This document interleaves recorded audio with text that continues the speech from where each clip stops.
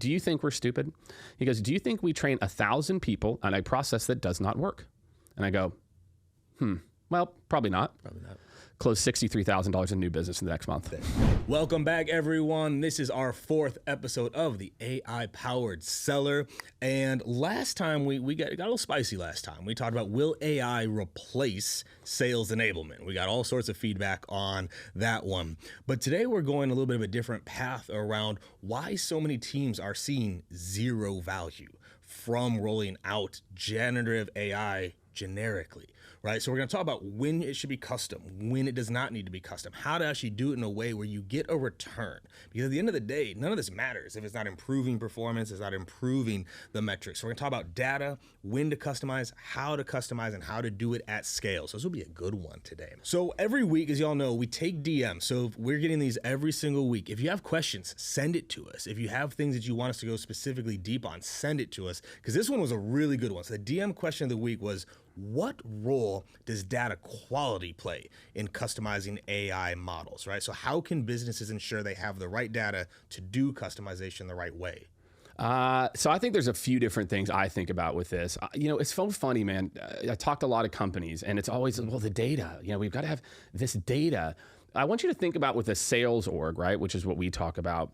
The data is the playbook. Mm-hmm. The data is how we show up for meetings. It's how we best defined our ICP, our buyer personas, our competitive battle card. And so for me, we're going to dive into this, the kind of the custom GPT world. I think when I think of data for sales leaders, you need to be thinking about your quality of that data. Mm-hmm. Because when you want to start to create some of these custom models, the more, precise your playbooks, your personas, your ICPs are, the answers that it returns for the sales team are exponentially better than, some of the data points, right? You see these tools, it's like, when you mention the customers, whatever, you get a 3% likelihood. Like, don't get me wrong, like that's an interesting data point, but instead imagine a world, and what we're gonna dive into is, hey, I've got a competitive deal with this company and this company. Here's the situation, it's a CFO, we're competing against Zendesk. Tell me the top 3 things I should avoid or the top 3 things I should double down on. If your content data is on point, that actually is what I think creates a better, call it output. So that's an interesting take, and it's the right take. Because I think when most people think data, they actually think literal metrics versus what Jake just walked through is actually like the context, the content of like what's happening. Context. That's a good way. That's a really good way. It's more context than it is data, because you hear people say, "Oh, we have all this data." It's like, cool, but you have no context to it. That's right. Here's the win rates of our last 1,000 deals. And that's right. But if you don't tell it what to look for, if you don't pick up on the pattern of performance, so I think that's a good way to flip it. Is like when y'all hear data, it's actually the context, it's the personas, it's what's worked in the past, it's the insights you can provide to the data. I think makes this work well. I think that's right, man. Let's jump in here and talk custom AI models, right? Because I think a lot of times when people hear it, they go, "Oh shit." Yeah. Like what is it? How do I do this? Oh, I need all this data. I need an LLM. What's an LLM? How do I set this up? How do we go through all of this? So what I think it's led to is a lot of people doing like just plug and play. That's right. I wrote Copilot. Right. Copilot. Nobody got fired for implementing Copilot. No, it's the safe way to do it. That's right. And I wrote about this just this week on LinkedIn of like, OPP or OPD, right? Of like, are you using other people's prompts or other people's data? Yeah. And I think when people are doing that, it's taking them a different direction. So when does it make sense to do custom versus more of a plug and play AI model for a company? Yeah, that's a great question. Look, I think things that are more universal for your company, right? And even like, and let's take like a Copilot. If you're going to install Copilot for your company, and you want to have a really easy access to product specifications. Mm-hmm.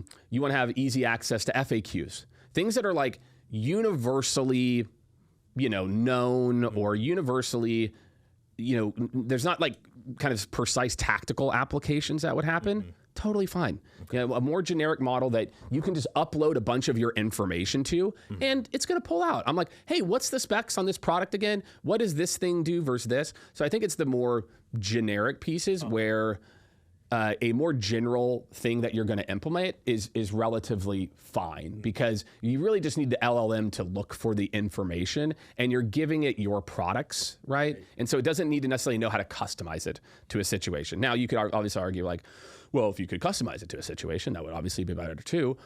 But those are the applications. And I'd say ChatGPT, for example, if you're using that, like the team's more general, it's about the level of precision that you want. If you are okay, because ChatGPT out of the box is pretty damn good, really the paid version and Perplexity is getting there and a lot of them are getting there.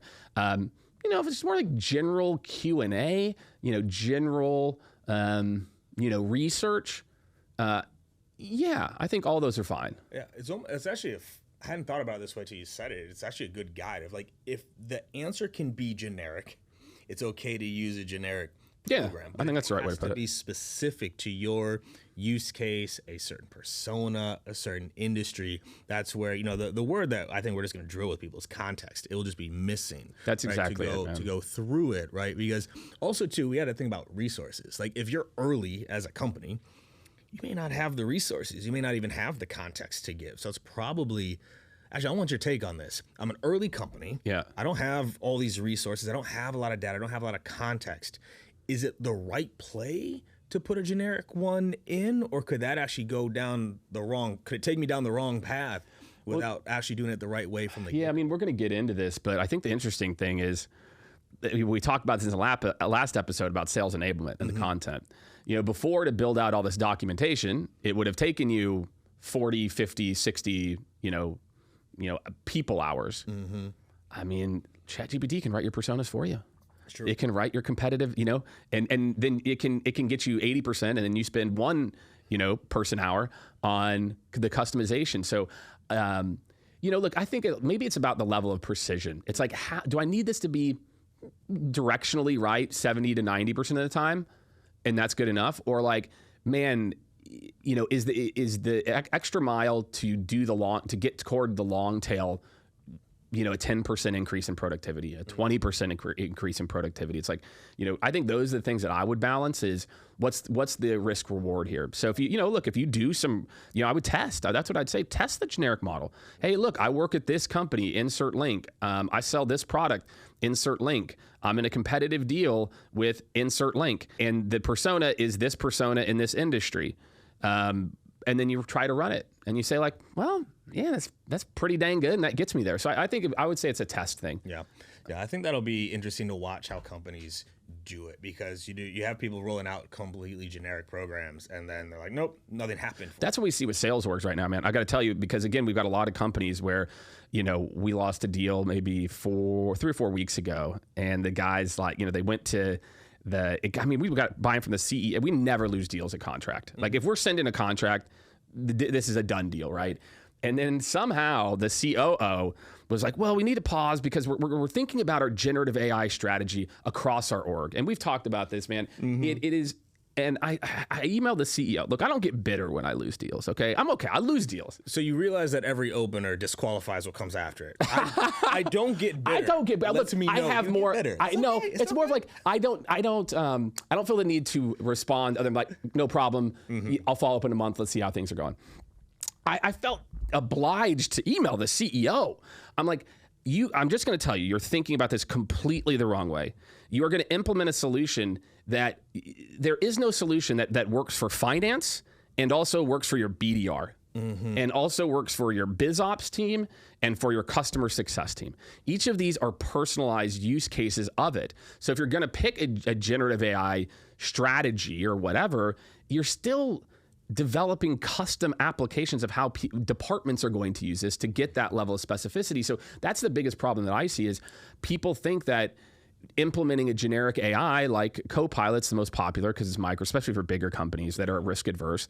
And thinking that just a generic application is going to do it. Like I said, it works in those cases of product or more random things, but it just doesn't get specific enough for a lot of these. So I felt, Katie, I felt like it was my duty to make sure the CEO was informed He didn't respond. No, He didn't respond. He'll respond. Nobody wants to. Yeah, exactly. He'll respond in like 2 months. I was gonna say 3 months. You're gonna get a note on that. It's like, hey, you were right. I love those ones. I frame those ones. I'm like, hey, Katie, you were right. And I go, okay. Yeah, that's right. We call it planting seeds or planting mental bombs, where I implant an issue that if this comes up in the next month or so, then maybe we should pick back up the conversation. And everybody says yes because I know it's going to happen in the next month. And then they come back and they're like, oh yeah, maybe we should talk about that. So that's it, man. I think when there's a precision of specificity that is a 10, 20% better, because we as humans actually suck at perceiving 10 to 20% better. Think about like baseball is such a classic, metrics, game. You think about it, the guy who hits 320 versus the guy who hits, 280, if you watch both of them hit, you'd be like, I don't know how much is better. I mean, you're talking about a half of, or 50, 0.5% difference, right? 5% difference. We can't feel that. We as humans don't feel small perceptions. And I think this is, we're talking more about sales best practices, but hey, that's what we're here for. It's like, that's why reps don't understand the difference between a great script and a good script, is because you can't really feel the difference until you look at the data and say, actually, yeah, this did increase my conversion rates from stage 3 to stage 4 by 8%. Well, guess what? 8% is meaningful, but I think that level of specificity that they're the answer for a lot of this, and I know we're going to get into kind of like why it's simple to start. I think that's a lot of it too, is like, well, yeah, this is good enough. It's like, well, I mean, actually it could be 10 or 20% better. Yeah, because we have really bad memories as human too. It's like I'm experiencing this with my own team right now, right? Like we have one of my orgs almost tripled production over the last 9 months, like production, not just revenue, like at a per rep basis. We're almost at a 3x right now, which also means I have reps making 2 to 3 times more now.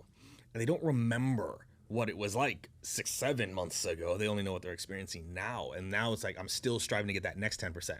And that next 10%, and that next 10%. And there's actually this gap a little bit now of like, well, KD, we're already here. Like we're 3 times better. And it's like, yeah, but we could be 4 or 5 times. And it's those little steps people always forget. Reps, business leaders as well. It's like, oh, that's what worked then. They don't remember the differences as they move forward. That's right. The small incremental wins that stacked over it. And I think that's the application here is, can it get you 5 or 10% better if you do? Or are there these general applications that are totally fine? Yeah.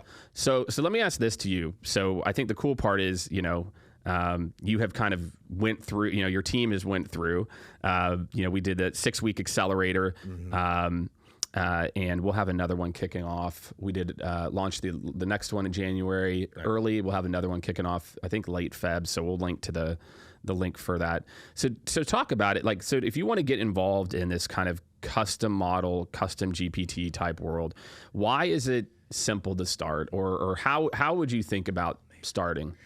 Oh man, I think this is fun because with my team, so a quote I come back to all the time, I read it at least once a month. I come back to this leadership quote where it says, the strength of the leader can become the weakness of the team. Sure. I come back to this quote I can relate. all the time to remind myself of where am I strong that I might be creating a weakness in my team.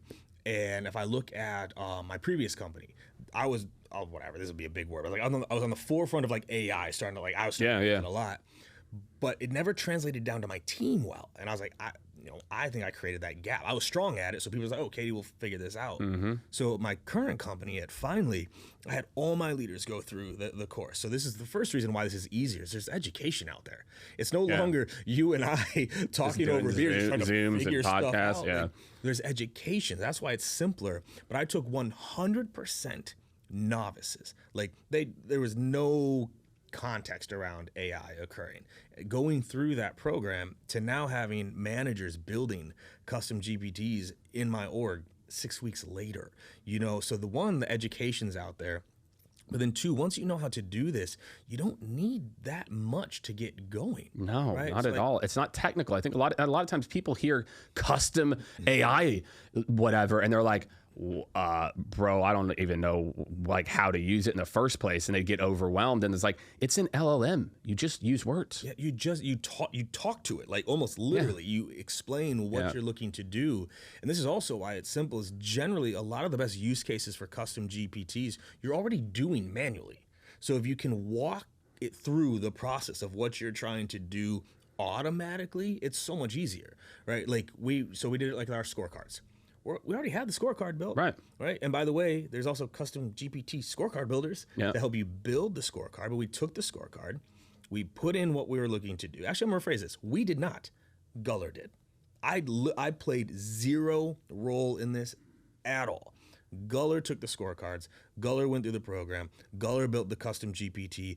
Guller tested it, Guller presented it, tweaked it, and now we have a GPT running for all of our calls. Yeah, every single one of them being scored, and it was like 10 hours of work. Like I asked him, I was like, how long did it take for you to actually do this? He was like, well, probably 10, 12 hours total. I was like, how fast would it be now? He's like, probably 4 to 5 hours. I think that how much does that save him time a month? And now multiply that across all your leaders. So actually, this is the other. I love how you brought like we're not good at like the small increments. We're also not good at big numbers. Yeah, like, we don't understand right now for this team in particular. I have 20 active sellers, and this is my inbound org. They are handling anywhere from 60 to 70 opportunities or like demos like a month per rep, and now almost every single one of those being scored by this GPT, where at best case, my managers could have done 2 to 3 calls per rep every other week. Yeah. It's all like, it changes everything. We're talking about hundreds of hours, right? Not only being saved, but gained. Exactly. Gained. It's not just like a save, it's like overproducing. We're getting almost everything scored now and being able to measure. Actually, right before recording this, I just got off with one of my managers from a one-on-one. And that's what we were talking about. Is like, we need the reps leveraging this more, not just us to them, but them using it as well. And then it's easier to update, right? Which I think is the other thing we talked about, where we didn't talk about on the first portion, is like, you got to keep improving it. Even if you start generic, it should never stay generic. Like, you have to continually feed it more information, right? And so I think those are things where, like, actually I throw that back to you. If you look at these companies, like, how do they keep them up to date, right? Because I think a lot of people, like, it's like, why these generic ones is a flash, right? They launch it and it goes. Yeah, it's like it's decent. Woo! Yeah.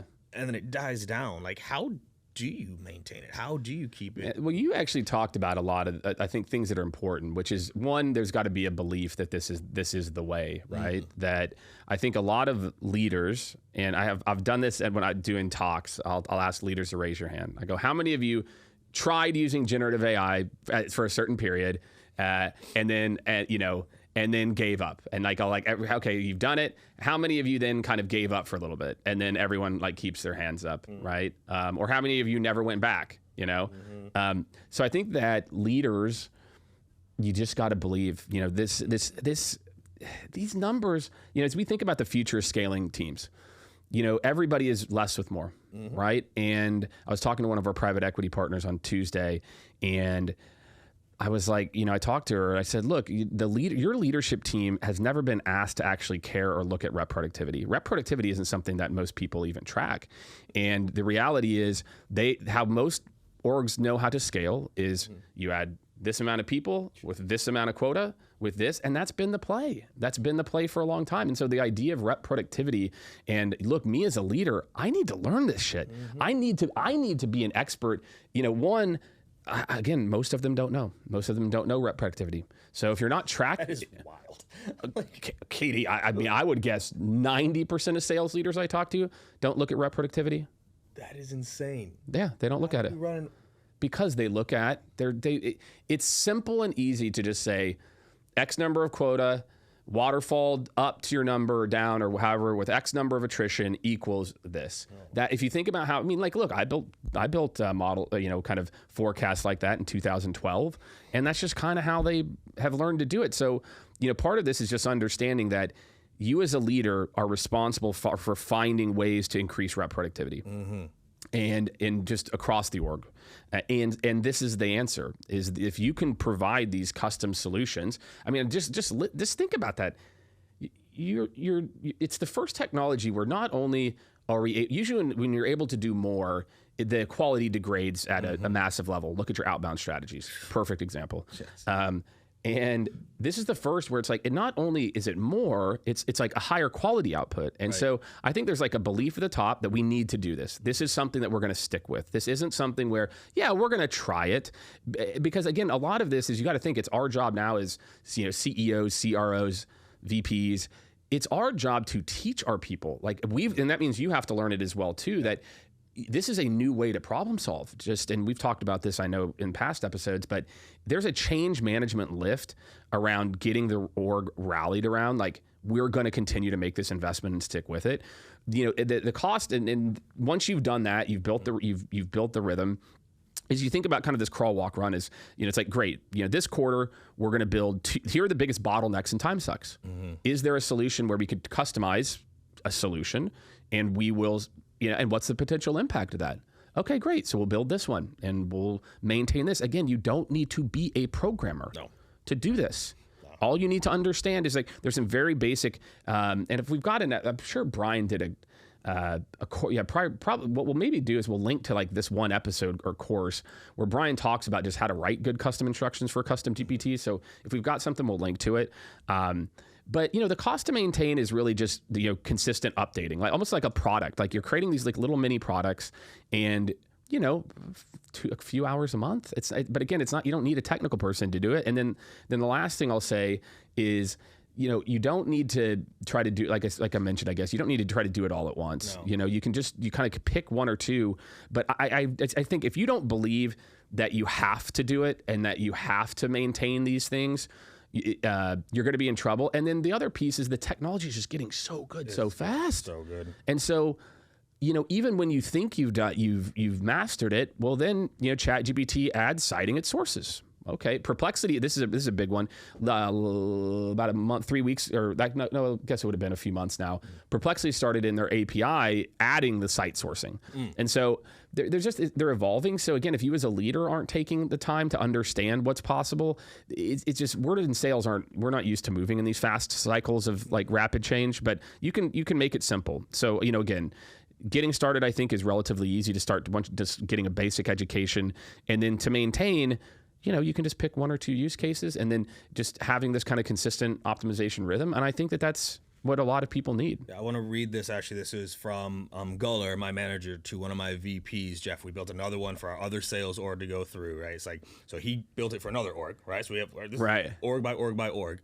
I just want to read, like, I'm so proud of my team, right? I'm so proud of them. Like, I just love this, right? So Jeff got it. They've been communicating on it. And then Guller messaged Jeff. I told Jeff I can make it even better if he scores 5 to 10 calls with the scorecard, provides the reasonings to why he scored the way he did. We can feed that back into the knowledge base and make it even stronger. I was like, oh, I'm gonna, like, that's all you have to do. It's such a good example. Like, oh, okay. So he scores 7 calls. Gives feedback on why it scores the way that it did, fed it back in, even better. And what's actually interesting, I was talking about this with them this week, even where it's not perfect, you mentioned like 80, 90%, what's wild is it is almost never wrong on the misses. Like, if a rep didn't do something well, it's almost never wrong. Right. Just every once in a while, it thinks the rep did something well that it didn't, but that's the 10%. But because it gives the reason, we can see like, oh wait, no, that's not great. That wasn't good. But it's wild. Like, if you have a good scorecard in place, it catches if a rep did not do it. But sometimes it says, oh yeah, that was a great bucket question, and you're like, no, it wasn't. And here's why. And we can address it, and we feed it back. So it's just ongoing, but it's just wild what you can do. And that started generic, and now it's become custom, right? So it's just, there's so many use cases here. Yeah, and again, but, you know, even spending a little bit of time on this one, the other thing, think about the positive. You now have, how many of you, if I went and listened to this manager's job, this manager's team versus this manager's team versus this manager's team versus this manager team, how different would be what they consider quality? And that's not good. That's not good. There is a right and a wrong way to probably run a call at your company. And so if you are trying to, you know, you're letting 4 or 5 different managers, you're not creating a center of excellence for what it means to be a great rep at your company. And you have to be able to capture these best practices where everybody can have insights on them. But, you know, look, we know if people execute this is the right way to do it. So you're also creating a quality uniformity of proven processes, which I think is also, you know, like, I always love this when people go down as well, but Jake, I'm not going to turn my people into robots, right? There's Of course. 10 different ways to do this. I need to I was like, oh, have you ever been to like a Michelin star restaurant before? You ever been to like a 5-star restaurant? Yeah. Do they let their cooks all cook different? I'm an artiste. No, the recipe is the recipe. They might add some flair, but like the recipe is the recipe. And there are recipes hiding within orgs that they just don't realize. Like Jake is our top performer. Here's what he does differently than the rest. That's repeatable. Right. Because there's some things that, like, the acronym that I say a lot right now is like WIGGLE, right? WGLL, what good looks like. And I actually had someone ask me once, like, well, why isn't what greatness looks like? Why is it what good looks like versus what great looks like? And I was like, I actually have a reason for that. I believe everyone can be good. Right. I don't necessarily believe everyone can be great. Agreed. There's some nuances, some natural abilities, some behavioral, that separates that top 5%, 1%. 100% agree. That's greatness. But I believe I can get everybody That's good. my saying is I can create an army of B players. It is the extra. That's what makes you an A. Hey. But if you just do these things, you're not going to lose. You will succeed. You'll be good, right? And you can earn your way to greatness. But there's greatness hiding in every org that they just don't capture. And out of fear of feeling prescriptive, I actually had a message today. It's like, well, how do I do this without it, without like restricting my reps? I was like, this is not about restricting. This is about uplifting your reps, right? Like, here's what needs to be accomplished in discovery. How you accomplish it, cool, like swim. We got to do this part first, this part second. There's a framework. Right. And as long as we do this, but it also stops people from skipping around. Like there's, I was very fortunate. I was like 26, 27 is when I went to a company that kind of taught me this. And I didn't believe it was a thing of like the science of the sale. I was good, like a natural seller. And I was very interested in psychology. And, I was struggling. I struggled my first few months. Maybe I told this story before around, my boss pulls me in as the second class person to sell anything. I'm like, what the hell? I'm God's gift to sales. Like, why haven't I closed anything? And my boss's boss had listened to my call and he goes, Jake, why aren't you following the roadmap, the script? I go, the script? I am Jake Dunlap. He goes, Jake, let me ask you this. Do you think we're stupid? He goes, do you think we train 1,000 people on a process that does not work? And I go, well, probably not. Probably not. Close $63,000 in new business in the next month. There you go. And I was just like, holy crap. This is a thing, because actually it was very freeing because I had the best practices roadmap. I didn't have to think about my next question. Right. I didn't have to think. I could just show up and execute. And I've got a similar analogy to you. I'm like, okay, do you think the best movies in the world are made with no script and just the quality actor? It's like, so Anthony Hopkins reads the script, but you're better than Anthony Hopkins. Mm-hmm. You're better than 2-star Michelin restaurant. You are that damn good. And so I think as we're talking about these things, like all of these things are important. That's why if you haven't documented to be able to give the AI context, that's why you should be documenting. Yep. So we'll part with some ideas here. It's like, one, let AI interview you. If you're like, well, I don't have all this stuff, let it interview you. Yep. I want you to ask me questions to better understand my deal process. I want you to ask me such a good application. Just let it interview you. Get the context out of your head and down on paper, and now you have something to feed it. And if you're really taking this serious, I'm in the just spreadsheet hell right now, doing 2025 planning. Like I'm all up in it. The very first additional auxiliary hire I listed, like I'm calling like a GTM engineer or like AI, like internal. Like I just want to hire one person to like be able to own this and drive this, because there's so much that could be done, and I'm creating budget for this. We're like, I want this, and now it's no excuse for me not understanding it. I'm gonna still try both to exactly on top of it. But leaders out there, like, make budget for this. Get someone in, work with an agency, a consultant, someone who knows this to bring it into your orgs. Otherwise, you're gonna miss. You just are. Well, that's it. I mean, and you're doing exactly what we're talking about. Is you're staying up to speed on it, so you know what's possible, and then you're finding those first use cases that unlock. And I think that's what anybody should do. So for me, man, there's some applications for generic AI, but I think all these things are related. The quality of your context is going to help. If you don't have context and if you really don't want to create the time to create bandwidth to create context, well, then just keep using more generic. Right. If you see the opportunity, like what Katie, hey, you're a CEO. you're scaling initially, or you're a bigger company, just, again, interview me. Here, ask me 10 questions in order to help me create a buyer persona document. Right. And I will answer your questions. And now the cool part is with the mobile app, you can do it all voice to voice. You can do it in your car. Yes. And now you can use custom GPTs in the mobile app too, which is a lot of fun. So, all right, man, closing thoughts. I mean, at the end of the day, create the space, create the budget for this, but get started. It's the pursuit. Don't let greatness prevent goodness. Where you're like, well, I need to do it perfectly. Get started. If that's all it will take to get started is generic, start generic, but then build it to custom. But don't wait. I can't remember the quote, right? Like, the pursuit of perfection get in the way of greatness, where it's like, oh, if I don't do it perfectly, it's not worth it. I know those people. Get started and then build towards custom. But this is not optional anymore. This is something that I has agree. to be done. And again, you can go do it. You heard this. We've got some education. So in the show notes, we'll put a link to some of the custom GPTs that we've built that you can customize from there. We just closed our biggest deal with those as well. We got a sales team of 24 now. We're building out, like, we're basically just taking these custom GPTs and just customizing it to their business, their personas, etc.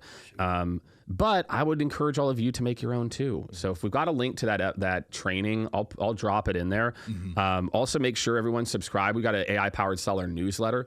So 100% free. Just sign up. We're sending out. We've got one of our more technical people who pays attention to Perplexity adding, quotes or adding the citations. Like, I didn't know that. Right. That was Brian. So, subscribe to the newsletter, check out some of the custom GPTs, for anybody out there. If you have any questions, always, DM me, Katie, drop a comment on YouTube if you're watching this there. Mm-hmm. And yeah, man, this is a good topic. I'm looking forward to the next one, and we'll see you on the next episode, everybody. Sounds good, man.